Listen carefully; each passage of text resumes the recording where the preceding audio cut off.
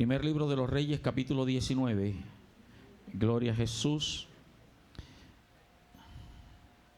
Hay una palabra de Dios para nosotros hoy, basada en esta historia que es bastante conocida. Primero de Reyes, capítulo 19, versículo 1 en adelante. Dice la palabra de Dios: el rey Acab dio a Jezabel, la reina, la noticia de todo lo que Elías había hecho y de cómo había matado a espada a todos los profetas. Entonces envió Jezabel a Elías un mensajero diciendo: así me hagan los dioses y aún me añadan, si mañana a estas horas yo no he puesto tu persona como la de uno de ellos. En otras palabras, yo no te he degollado. Si mañana no te he degollado, que los dioses me añadan. Versículo 3. Viendo pues Elías el peligro, se levantó y se fue. ¿Para qué? Para salvar su vida. Y vino a Beerseba, que está en Judá, y dejó allí a su criado. Elías sabía que Jezabel no jugaba. Elías sabía que Jezabel era malísima. Así como usted y yo sabemos que el diablo no juega y que el diablo es malísimo. Y que hay momentos donde salimos huyendo y nos escondemos. Pero veamos que sigue. Y él se fue por el desierto un día de camino y vino y se sentó debajo de un enebro, deseando morirse. Dijo: basta ya, oh Jehová, quítame la vida, pues no soy yo mejor que mis padres. Yo creo que esta es la crisis más fuerte que el profeta Elías atravesó en su vida. Amenazado de muerte, solo. Él creía que era el único profeta de Dios que había quedado vivo, y resulta que Dios había reservado 7,000 escondidos y guardados. Así que no creas que eres el único. Hay muchos contigo y conmigo que seguimos adorando al Rey que vive para siempre. Pero la crisis era fuerte. Amenazado de muerte, en sí se sentía solo, y no era amenazado por cualquier persona, por la reina, que era la que mandaba en ese reino. No era el rey Acab. La reina controlaba, gobernaba y dominaba al rey, y en el imperio, en el reino de Israel, se hacía lo que Jezabel dijera que se hacía. Así que este profeta Elías tenía claro que esa amenaza iba en serio, que el propósito era matarlo y destruirlo, y agarró a su criado, lo dejó en un lugar y él siguió. En otras palabras, le dijo al criado: si me van a matar, que me maten a mí solo, pero que a ti no. Sálvate tú, la amenaza es contra mí. Yo creo que todos atravesamos momentos duros como esto. De pronto, cuando muere algún ser querido, algunos hasta quieren morirse con ese ser querido. Usted y yo hemos presenciado sepelios que son duros, de ver que aún algunos dicen: ay, llévame contigo, porque este dolor no lo voy a poder soportar. Es duro, es difícil. Otros atraviesan crisis de pronto de enfermedades ya diagnosticadas, sin cura, sin remedio, sin de pronto un tratamiento que pueda solucionar, y para muchos eso es una crisis terrible. Otros de pronto tienen problemas familiares con el marido, con la mujer, con los hijos, con los nietos, con los papás, y de pronto como que creen que todo se va a acabar. Y otros de pronto sus crisis son financieras: desempleo, pérdida de un negocio, deudas, no tener con qué suplir las necesidades básicas, alimentación, arriendo, servicios, etcétera. Y de pronto llegamos a un extremo, a un estado donde no sabemos qué hacer. Y en esa crisis, si alguno la está atravesando, la hemos atravesado, hemos sentido que ya todo se acabó. Y tal vez algunos, y me incluyo, hemos deseado aún morirnos. No quitarnos la vida. Nunca hemos atentado. Yo nunca he atentado contra mi vida. Pero sí hay momentos de tanta crisis que decimos: ¿para qué seguir viviendo? Ya no vale la pena. ya no aguanto más. Y hasta le hemos pedido a Dios que nos lleve. Los que son de pronto un poquito más espiritual, como lo hizo Elías. Elías le dijo: mejor que me mates tú y no que me mate esa reina Jezabel. Pero yo creo que si estamos aquí es porque hemos logrado salir de esas crisis. Y yo creo que usted y yo podemos hacer remembranza, recordar todas las crisis anteriores que hemos vivido. Y aquí estamos. Amén. Hemos superado. De un momento a otro todo se ha arreglado. O tal vez estás en la crisis, pero te has acostumbrado a vivir en la crisis. Quiero decirte que la solución no es acostumbrarte a vivir en la crisis, porque lo que Dios quiere es sacarte de la crisis. Pero hay un gran problema para los que han salido de la crisis y los que están viviendo acostumbrados a la crisis. Es que no han sacado ningún tipo de aprendizaje de la crisis. Amén. O sea, superamos eso, pero todo sigue igual. Salimos del problema de la enfermedad, hubo una solución o nos acostumbramos a vivir con la enfermedad y no se ha aprendido nada. De pronto ya con el transcurrir de las semanas, de los meses, de los años, hemos superado la muerte del ser querido y aquí estamos, lo recordamos, nos duele, pero no se ha aprendido nada. Recuerde que usted y yo somos nuevas criaturas en Cristo. Y esto implica que tenemos claro que todo lo que pasa en nuestra vida tiene un propósito y una razón de ser. Y si hay un propósito, usted y yo tenemos que aprender de la crisis. Amén. Porque si no, la crisis fue en vano. Si no, lo que está pasando es en vano. Usted tiene que concientizarse que tienes que salir de la crisis mejor que cuando entraste. Alguien diga amén. Y esto lo hacemos cuando entendemos el para qué Dios permitió la crisis. Ayer predicaba en el ayuno y decía que normalmente nosotros decimos: Señor, ¿por qué? Señor, ¿por qué? Señor, ¿hasta cuándo? Señor, ya no aguanto. Señor, ¿por qué? Y la actitud correcta es: Señor, ¿para qué? Porque yo creo que tú y yo somos hijos de Dios. Gracias por esos 10 que dijeron amén. Dile al que está al lado tuyo: tú y yo somos hijos de Dios.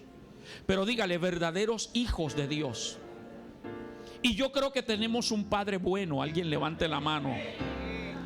Ok, ahora hablo con los papás que están aquí. ¿Cuántos papás que están aquí aman a sus hijos?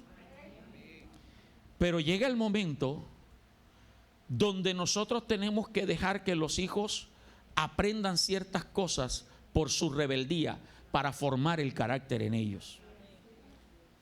Una de las enseñanzas más claras para que usted me vaya entendiendo de los padres, no sé si Arsenio lo hizo con Amelia, no la compró bicicleta todavía. El día que le compres bicicleta, vas a andar detrás de ella agarrándole la silla de la bicicleta. Y seguramente Amelia te va a decir: papi, no me sueltes. No me sueltes. No, yo no te suelto. Y vas corriendo, vamos corriendo detrás de ellos. Cuando ellos menos se dan cuenta, lo hemos soltado. Y ellos pedalean creyendo que vamos atrás y vamos corriendo pero sin agarrar. Cuando ellos miran y se dan cuenta que no lo están agarrando, se estrellan. Pero se levantan y vuelven a avanzar. Y los hemos enseñado. Como padres, a veces no queremos que nuestros hijos pasen por ciertas situaciones. Pero en su rebeldía, ellos dicen: ya tú viviste, déjame vivir a mí. Tú fuiste así, ahora permíteme que yo sea. Y toca soltarlos. Pero sabemos que después van a venir con los lagrimones por acá y con los mocos por acá. Pero siempre vamos a estar allí. Y el deseo de nosotros como padres al soltarlos es que ellos aprendan algo de eso. Ese es el deseo de Dios. Dios no quiere que usted y yo atravesemos crisis. Dios no creó la enfermedad. Dios quiere que tú y yo seamos sanos. Dios no creó la muerte. Dios pensó en el hombre para que viviera eternamente. Dios no creó la crisis financiera. Dios, cuando creó a Adán y Eva, le preparó el huerto del Edén en medio de toda la creación para que viviera bien. Pero ¿qué ha ocasionado todo esto? La muerte, la enfermedad, la crisis, los problemas familiares, el pecado, la desobediencia. Porque hay un enemigo nuestro que siempre va a estar buscando la manera de hacernos caer. Y Dios permite para que nosotros aprendamos. Hoy quiero que te confrontes con las diferentes crisis que has atravesado y con las que estás atravesando. ¿Y qué enseñanzas has extraído de todo esto? A través de esta historia del profeta Elías vamos a entender qué es lo que Dios te quiere revelar en las crisis. Y por eso he titulado el mensaje Revelaciones en la crisis. Revelaciones en la crisis. Y la primera revelación que la historia de Elías nos enseña es que siempre debemos tener la seguridad de que Dios está con nosotros en la crisis. De que Dios está con nosotros en la crisis. Eso nunca tenemos que dudarlo. Que aunque no lo veamos, que aunque no lo sintamos, que aunque parece que nos ha abandonado, Él dice: yo estaré contigo todos los días hasta el fin del mundo. Él nunca te va a abandonar. Y recuerda que aunque papá y mamá, esposo, esposa, amigos, familiares, todo el mundo te abandone en la crisis, Él siempre va a estar allí. Elías, según la historia donde leímos hasta el versículo 4, se fue por el desierto un día de camino, se sentó debajo de un enebro, deseó morirse y dijo: basta ya, oh Jehová, quítame la vida, pues no soy yo mejor que mis padres. Clamó a Dios en medio de la crisis. Y nosotros a veces esperamos que Dios actúe inmediatamente cuando clamamos. Pero mire lo que pasa en el versículo 5 y al 7, por favor, en la continuidad. Y echándose debajo del versículo 5, y echándose debajo del enebro, se quedó como dormido. Y aquí luego un ángel le tocó y le dijo, ¿cómo le dijo? ¿Qué era lo que Elías quería? Morirse. ¿Y qué es lo que Dios le está diciendo a través del ángel? Mira, tú no te vas a morir. Necesito que comas. Versículo 6. Entonces él miró y aquí a su cabecera una torta cocida sobre las ascuas y una vasija de agua. Y comió y bebió y volvió ¿a qué? No salió de la crisis. Comió, bebió, pero se echó a dormir otra vez. Esperando, como tal vez alguno, vete aquí, ha pensado: ay Señor, voy a dormir, que no amanezca yo. Porque creo que esa es la muerte que todos añoraríamos. Acostarnos en la noche y no sentir nada y amanecer muerto. O más bien no amanecer. Eso era lo que él esperaba. Dios no lo sacó de la crisis. Él siguió esperando la muerte. Versículo 7, por favor. Dice: y volviendo el ángel de Jehová la segunda vez, lo tocó diciendo: levántate y come, porque el largo camino te resta. Dios le demostró que estaba con él en la crisis, solo, abandonado. Nadie estaba con él, hasta el criado él mismo lo había dejado. Pero Dios le dice: no, necesito que comas, que te alimentes, porque la comida y el alimento es fortaleza para el cuerpo. Ojalá y usted no sea, y si lo era, renuncia a eso. Hay gente que cuando tiene problemas se le va hasta el apetito y no quiere comer. Y resulta que si no come le estás añadiendo un problema mayor al problema que tienes, porque estás afectando tu salud, tu sistema digestivo. Y usted sabe que eso ejerce influencia en el resto de los sistemas del cuerpo. Entonces necesitamos comer, hermano. Yo siempre he dicho: ¿qué culpa tiene el estómago de los problemas? Yo soy al revés. Cuando tengo problemas es cuando más como. Porque barriga llena. Mire que Dios no le dijo: Elías, tranquilo, yo te voy a librar. Elías, tranquilo, yo voy a hacer un milagro. ¿Qué fue lo primero que Dios le dijo? Levántate y come. Y 2 veces le dio comida. Pastor, ¿qué me quiere decir? Mateo capítulo 4, versículo 4 dice que no solo de pan vivirá el hombre, sino de toda palabra que sale de la boca de Dios. Te estoy diciendo que muchas veces en la crisis has abierto la Biblia, has venido a un culto y Dios te ha dado palabra. Eso es alimento espiritual, no para tu estómago, sino para tu espíritu, porque el que tienes que alimentar es el espíritu. ¿Sabe por qué hay tanto creyente voluble, variable? Porque lo que alimenta es el alma. Alimenta las pasiones del alma, los deseos del alma, los sentimientos. Y el alma es variable. El alma, su estado de ánimo depende de la situación que lo rodee. Pero cuando tú te fortaleces en el espíritu va a controlar tu alma y tu cuerpo. Y puede estar el mundo cayéndose alrededor, pero si tu espíritu está fuerte, se va a conectar con el dador de la vida y vas a creer que puedes salir adelante para la gloria de Dios.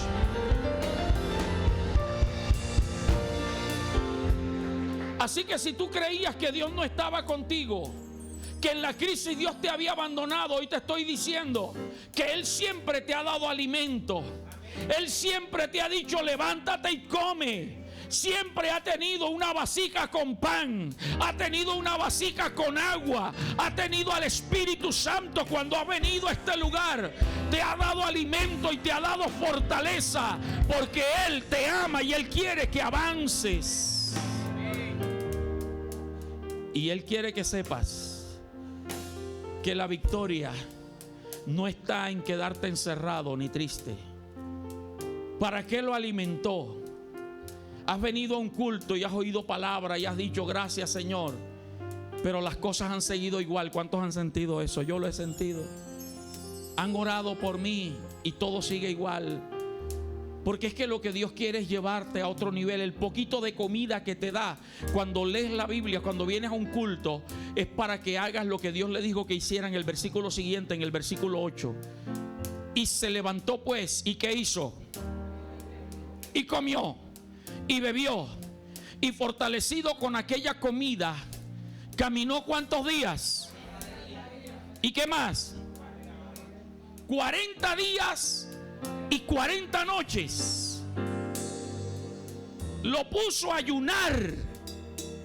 Es que el alimento de Dios, hermano, tiene que saciarte y ser suficiente para ti y no necesitar más nada. Wow, hay gente que lo está entendiendo. Yo creo que aquí hay gente que para ayunar necesita meterse como 3 kilos de arroz primero. ¿Qué dice Jessica? Como cuando pastoreé en Planeta Rica, se los he contado. Recién llegado, la primera vez que hice ayuno, un muchacho asistió a la iglesia nuevo y fue al ayuno. En el momento de los testimonios, él dice: le doy gracias a Dios porque hasta aquí, hasta las 12, he aguantado el ayuno. Primera vez que ayuno. Esta madrugada nada más me metí 3 petos y 4 buñuelos y por eso estoy fuerte. Yo le dije: hermano, con eso yo aguanto hasta mañana. Lo que Dios da es para sustentarte por mucho tiempo. Wow. ¿Qué tanta comida, Carmen, puede ser una vasija de agua y un pedazo de pan? Pero venía directo del cielo. La palabra que hoy te estoy dando viene directa del cielo. Y si tú te alimentas de Dios y de su palabra, tú no tienes que ir a buscar consejo donde nadie más. Si Dios te dijo, solo tienes que creer que Dios te va a sustentar. Tranquilo, que yo no voy a convocar a 40 días de ayuno, tranquilo. Lo que te estoy diciendo es que a Elías le duró 40 días la comida en el vientre. ¿Por qué razón cuando tú recibes una palabra y sales de aquí, allá afuera, se te olvida la palabra? ¿Será que realmente estás recibiendo el alimento o lo estás dejando allí? ¡Wow! ¡Qué rica la torta! ¡Qué rica el agua! No, la Biblia dice que se levantó y comió y bebió. Y la comida lo fortaleció Y no ayunó acostado, no ayunó sentado, ayunó caminando 40 días y 40 noches. Pero no se quedó en el ayuno, sino que fue ¿hasta dónde? Hasta el monte Horeb. Óigame, el monte Horeb era conocido como el monte de Dios, una cadena montañosa. Allí estaba el monte Sinaí. ¿Por qué Horeb o Sinaí es conocido como el monte de Dios? Porque Dios lo llevó hasta el monte Horeb. El monte Horeb era especial para el pueblo de Israel. En el monte Horeb, Moisés recibió las tablas de la ley. Allí Dios estableció que Israel iba a ser el pueblo de Dios. Ahí Dios estableció que les tenía palabra de vida para ese pueblo. Allí Dios se revelaba. En el monte Sinaí, en el monte Horeb, Dios le reveló su gloria a Moisés. Usted sabe que Moisés era atrevido, como debemos ser usted y yo en las cosas espirituales. Moisés le dijo: muéstrame tu rostro, Dios, metido en una cueva, muéstrame tu rostro. Dios le dijo: no, porque no hay hombre que me vea y viva. Pero tanto fue la insistencia de Moisés que Dios le dijo: ok, sal de la cueva, que yo voy a pasar. Pero cuando yo pase te vas a meter en una hendidura, en un huequito. Yo voy a poner mi mano y voy a cruzar. Y cuando ya cruce voy a quitar mi mano y me vas a ver mi espalda. Lo que Moisés vio fue la espalda de Dios, la gloria de Dios. Y ese reflejo de la gloria de Dios en Moisés hizo que la gente no pudiera verle el rostro a Moisés. Moisés tenía que cubrirse su rostro porque venía de ver la gloria de Dios. Eso es lo que tiene que pasar. No importa la crisis que tú tengas, no esperes que la gente venga a alentarte. Tú tienes una gloria mayor que el que venga a consolarte. Tú eres el que tienes que consolarlo, porque tienes que ir al monte de Dios. Hoy Jehová Dios te está dando pan y agua a través de esta palabra. Pero para que vayas al monte Horeb, dígale al que está al lado suyo: tenemos que ir al monte Horeb. Pastor, ¿y cuál es el monte Horeb? De pronto usted ha oído. Yo he tenido la oportunidad de ir a Centroamérica, República Dominicana, México y en Panamá, y en algunos de estos países tienen por costumbre, especialmente República Dominicana, subir a los montes a orar. Por todo esto y porque Jesús iba al monte, ellos van con un machete. Ellos van con un machete. No crea que hay un camino abierto. Ellos van con linterna y quitando, y suben, y allá pasan toda la noche orando. Yo le doy gracias a Dios porque yo vivo en Colombia, porque el apóstol Rolando, mi padre espiritual, él cada 3 meses, cada 4 meses llama a los hijos, los espero y los coge así, los llama en la noche: mañana a las 2 de la mañana nos encontramos en el monte tal. Bendita sea la gloria de Dios. El 1 de enero ellos se van de toda la ciudad, de todas las iglesias, a un monte a orar. Y no solamente es él, todo ese toda la iglesia en República Dominicana tiene esa cultura de subir a los montes.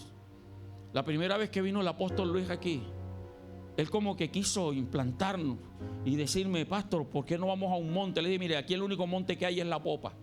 Si usted se mete a las 2 de la mañana y lo van a atracar. Sí, tuve que serle claro, eso no es cultura. Ellos tienen esa cultura. Nosotros tenemos otras culturas espirituales. Es que Dios no se encajona de una forma. Yo no te estoy diciendo que vamos a ir al monte Horeb, porque tendríamos que pagar como 10 o 20 o 15 millones de pesos para ir a Israel. De pronto ustedes sí lo tienen caro para pagar eso, pero no todos tenemos eso. Tampoco te estoy diciendo vámonos a La Popa o vámonos a Turbaco. Entendamos cuál es el monte de Dios hoy día. El monte de Dios es el devocional que tú y yo tenemos que hacer todos los días.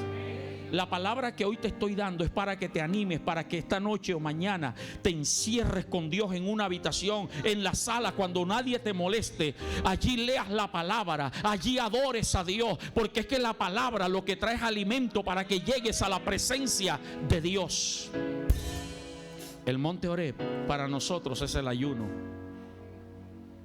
Y el diablo lo que menos quiere es que la gente ayune. Yo bendigo a los que son fieles cada sábado acá. Los bendigo por esa actitud.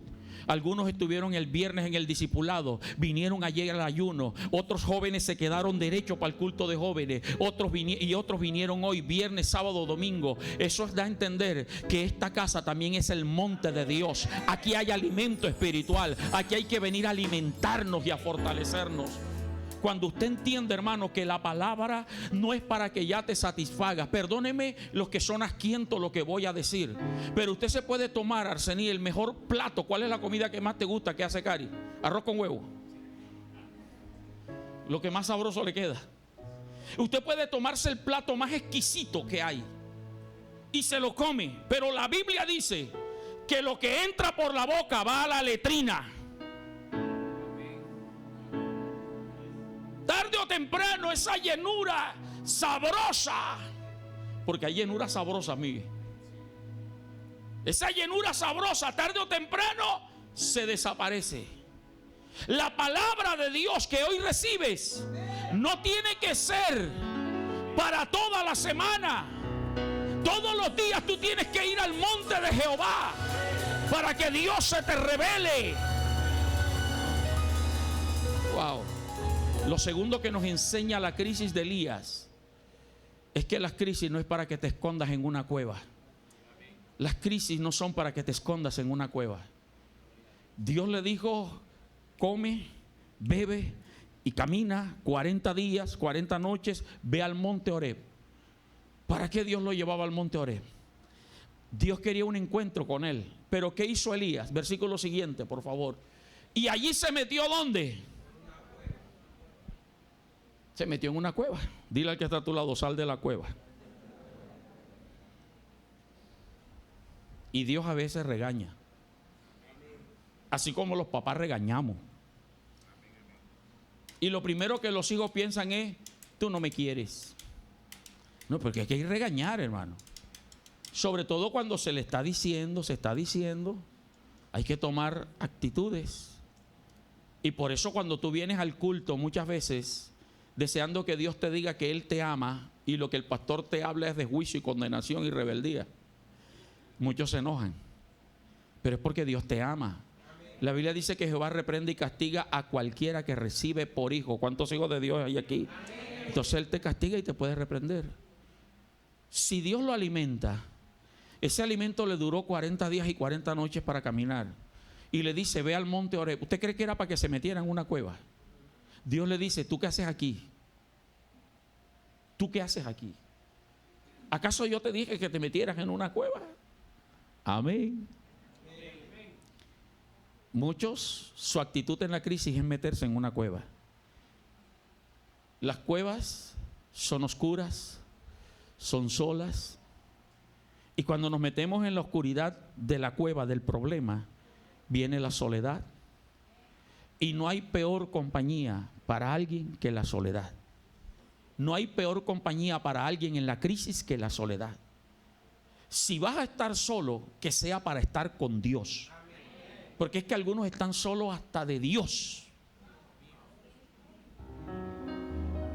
Y yo no sé si a usted le ha pasado, pero a mí me ha pasado, y he llamado a gente que ha estado en crisis: pastor, ahora lo que menos quiero oír es de Dios, no me ore, no me diga nada.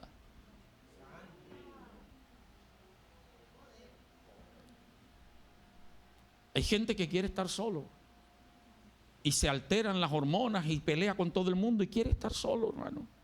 La oscuridad, la soledad, la tristeza nos llevan a la depresión. Y están en el monte de Dios, Miguel, pero están deprimidos y tristes. Me explico. Vienen al culto y están tristes y amargados, deprimidos. Hermano, si tú vienes al monte de Dios, es porque Dios está aquí. Y si Dios está aquí, Él dijo: vengan a mí los que están trabajados y cargados, porque yo los haré descansar. Qué bonito, es que cuando usted escudriña bien la palabra se da cuenta que hay tantos secretos. No dice: vengan a mí los que están trabajados y cargados, que yo les daré la victoria y la solución. Les dice: yo los haré ¿qué? Pues muchas veces lo que Dios quiere es que descanses. El problema va a seguir. como está siguiendo el problema en muchos de nosotros, la enfermedad, el mal, va a estar allí. Pero ya no vamos a llevar la carga, ya se la entregamos a Dios. Y tenemos una nueva expectativa de que Dios algo va a hacer. Así que hoy lo que Dios nos está diciendo es: sal de tu crisis.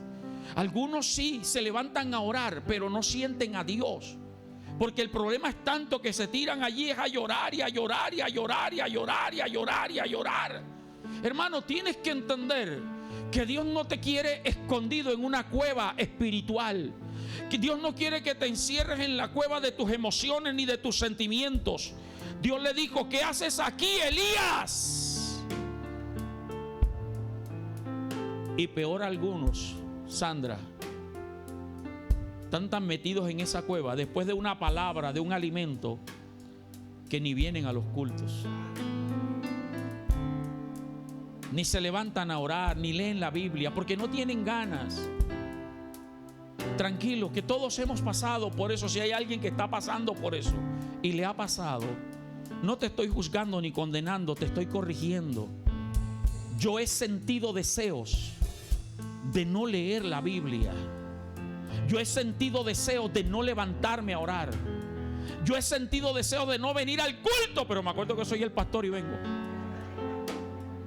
Yo he tenido deseos como tú de tirar la toalla, pero sé que en la cueva no va a pasar nada. Que tengo que salir de la cueva, salir de la prueba y la dificultad y irme al encuentro del Dios grande que todo lo puede. Lo tercero que nos enseña la crisis es que Dios te va a revelar otra faceta de Él. Dios te va a revelar otra faceta de Él. Primera de Pedro 4:10 nos habla de la multiforme gracia de Dios. Primera de Pedro 4:10, la multiforme gracia de Dios. O sea que Dios, mire, cada uno según el don que ha recibido, ministrelo a los otros como buenos administradores de la multiforme gracia de Dios. La gracia de Dios es incontable, inmarcable, pero nosotros como que encuadriculamos o enmarcamos a Dios, que tiene que hacer en nosotros como lo hizo en aquel o como yo quiero que lo haga. Y estamos acostumbrados a cosas espectaculares. Y resulta que lo que Dios tiene es otro secreto de victoria para nosotros. Dios lo llevó a la cueva, al monte Horeb, no para que se metiera en la cueva, para que siguiera igual. Dios lo llevó allá para mostrarle otra faceta de lo que Él es.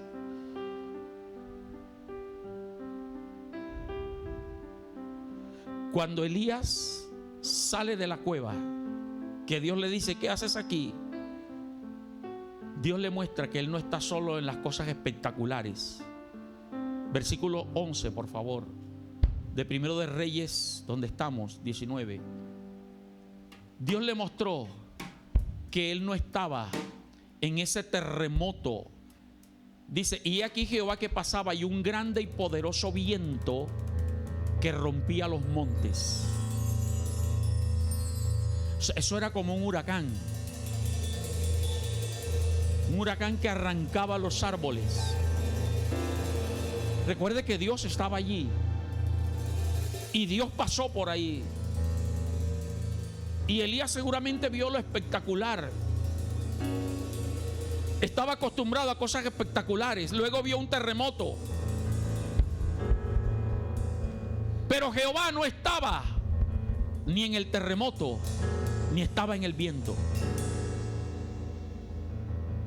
¿A qué estás acostumbrado tú de Dios?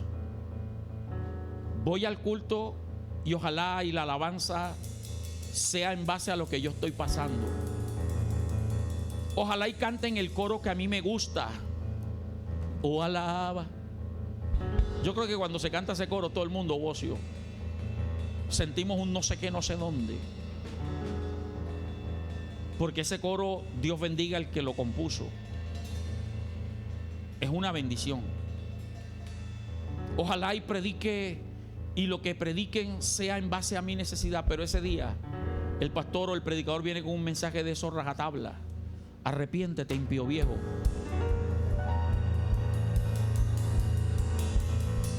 Y Jehová pasa y no nos damos cuenta.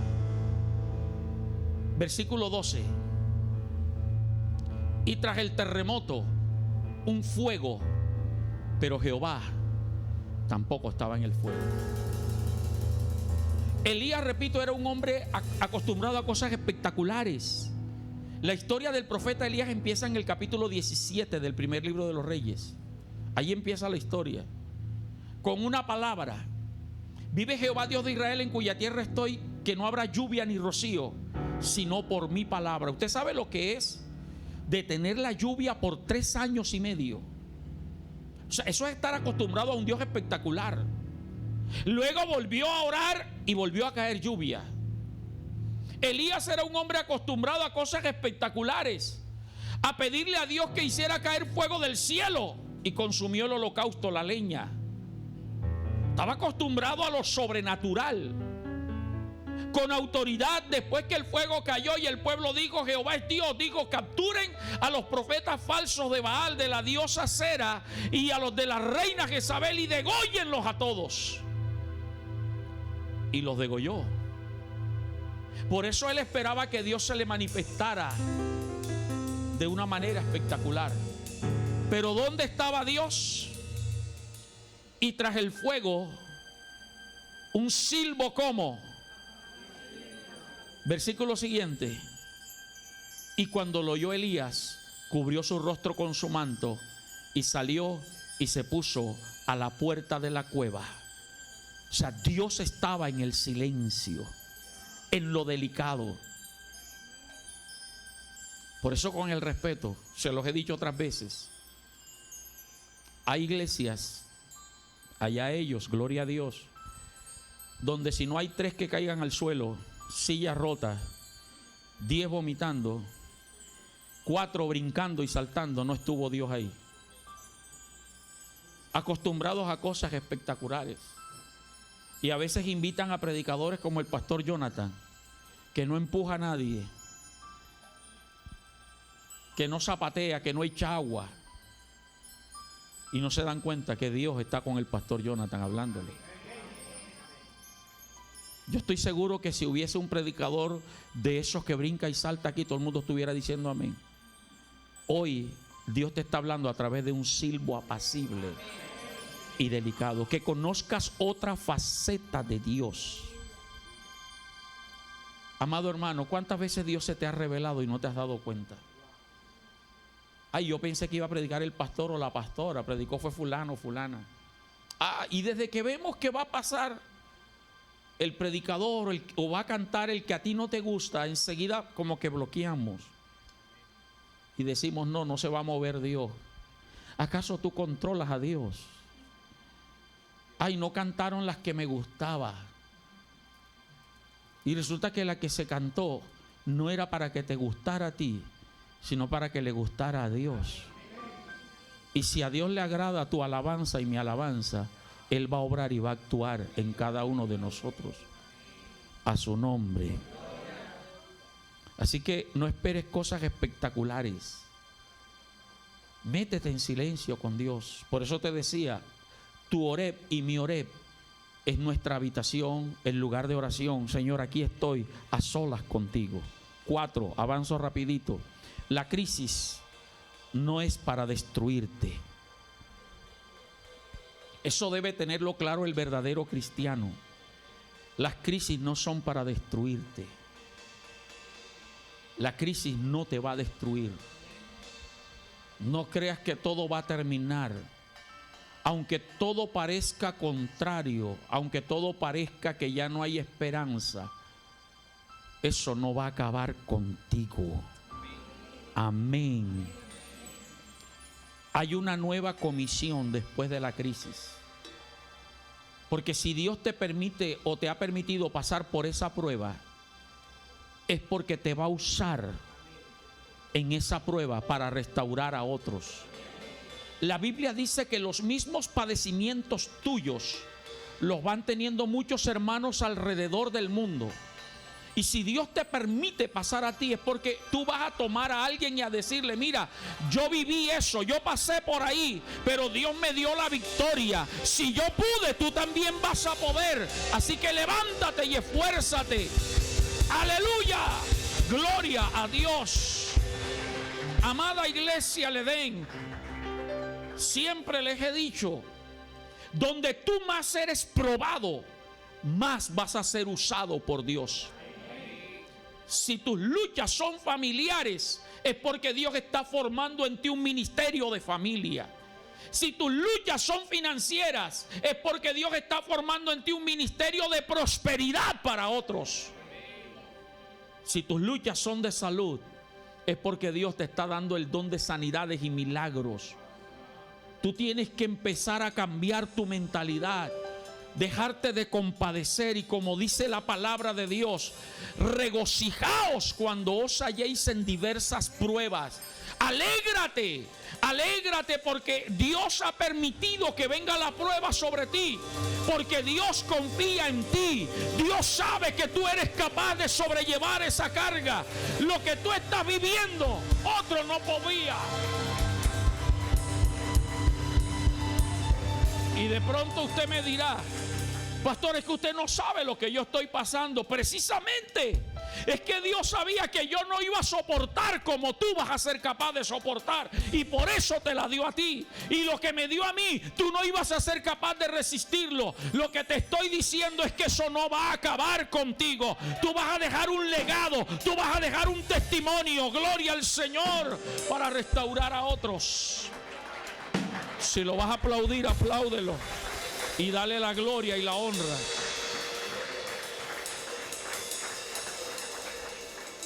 Versículos 15 y 16, mira lo que Dios le dice. Después del silbo apacible y delicado, le dijo: ve, vuélvete por el camino del desierto de Damasco, y llegarás y ungirás a Hazael por rey de Siria. Ojo, los sirios eran enemigos de Israel. Dios le está diciendo: no, tú no vas a morir por esa mujer. En medio de la crisis vas a servir. No esperes salir de la crisis para empezar a servirle a Dios. No permitas que la crisis te aleje de tu servicio, de tu ministerio. Es más, Dios te va a llevar aún hasta donde los que te aborrecen, donde tus enemigos, para que tú seas de bendición para ellos. Dios le dice: ungirás, ve por el desierto, llegarás y ungirás a Hazael por rey de Siria. Y luego el versículo siguiente: a Jehú, hijo de Nimsi, ungirás por rey sobre Israel. Ojo, todavía había rey en Israel, que era Acab, el marido de Jezabel, la que lo había amenazado. Lo que Dios le está diciendo: tranquilo, que tú vas a tener la bendición de ungir al que va a reemplazar al rey que te está amenazando actualmente. Dios le estaba dando indicios de victoria, y le dice: y no vas a morir sin dejar un legado. Necesito que dejes un profeta en reemplazo tuyo. Y ahí tienes a Eliseo, hijo de Safat, de Abel-Mehola. Úngelo, porque lo mío no se acaba. Lo mío va a continuar. Y tu legado son tus descendientes, tus hijos, tus nietos. Gente nueva que vas a traer al evangelio. Le vas a transmitir que hay un Dios poderoso, que hay un Dios grande, que hay un Dios que hace milagros, que hay un Dios que se revela en medio de la crisis. Wow.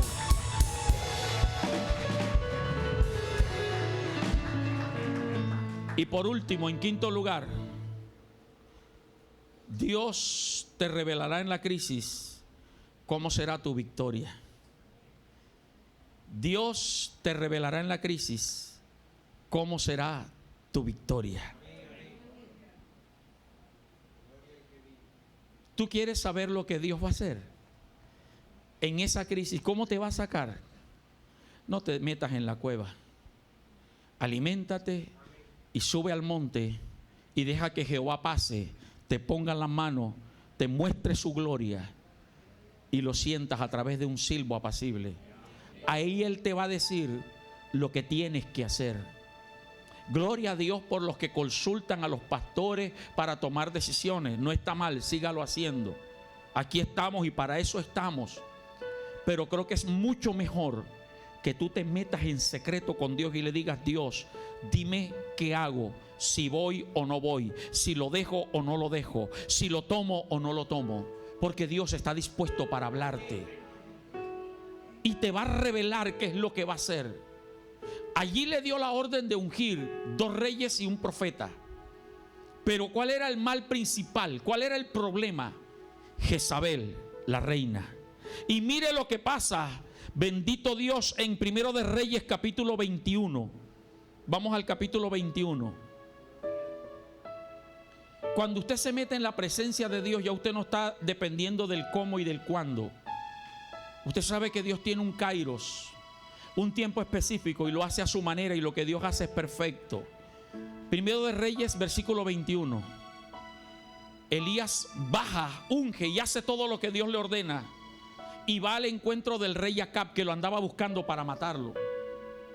Elías se enfrenta a su enemigo. Primero de Reyes 21:20, por favor.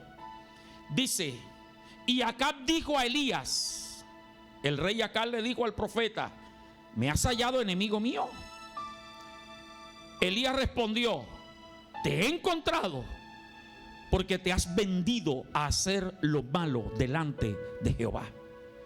He aquí yo traigo mal sobre ti y barreré tu posteridad y destruiré hasta el último varón de la casa de Acab.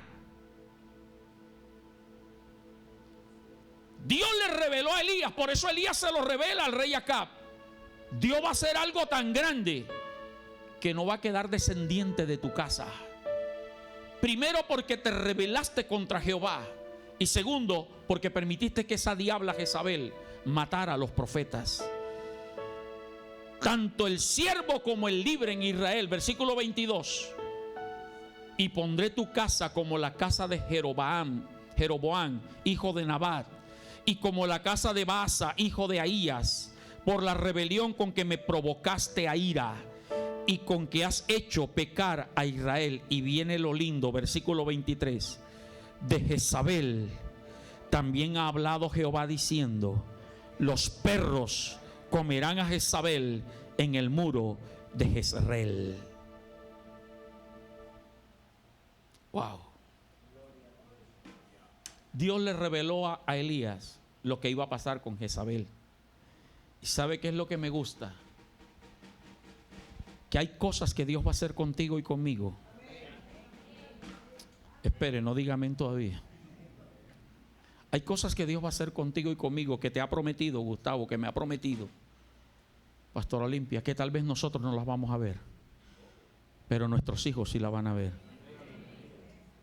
Y ahí es donde debe tener conocimiento, Vicky, Harold, de las profecías. Hay cosas que Dios te ha profetizado, pero es para tu posteridad, tu descendencia.